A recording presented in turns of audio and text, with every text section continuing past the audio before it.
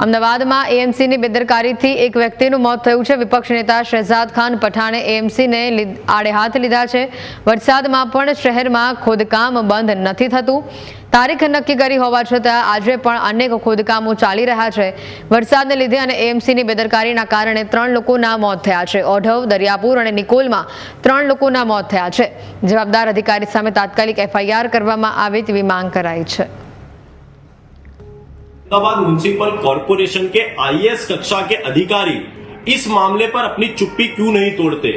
यदि कोई बिल्डिंग जर्जरित होती है तो उसे सील कर दिया जाता है, टैक्स नहीं भरते तो प्रॉपर्टी को सील कर दिया जाता है। लेकिन यहाँ तो सबसे बड़ी बेदरकारी खुद अहमदाबाद म्युनिसिपल कॉरपोरेशन के अधिकारी कर रहे हैं।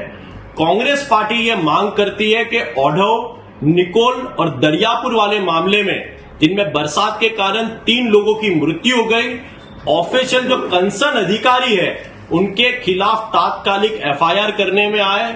दुखद घटना बनी है ए अंतर्गत खारीकट केनलनी जे कामगीरी थई रही है त्या सिस्टमेटिक बेरिकेडिंग अने व्यवस्थित जे एसओपी है आवी कामगीरीनुं ए काळजी राखी अने बेरिकेडिंग हाथ धरवामां आव्या हता। अने ए बेरिकेडिंग होवा छतां पण रात्रे वरसादनो खूब ज फ्लो अने पवनना कारणे बेरिकेडिंग पड़ी गया हता अने खूब ज वरसादना फ्लोमां एक व्यक्ति त्यां जतो हतो तो त्यां एमां खेंचाई जता अने तणाई जता दुखद घटना थई छे।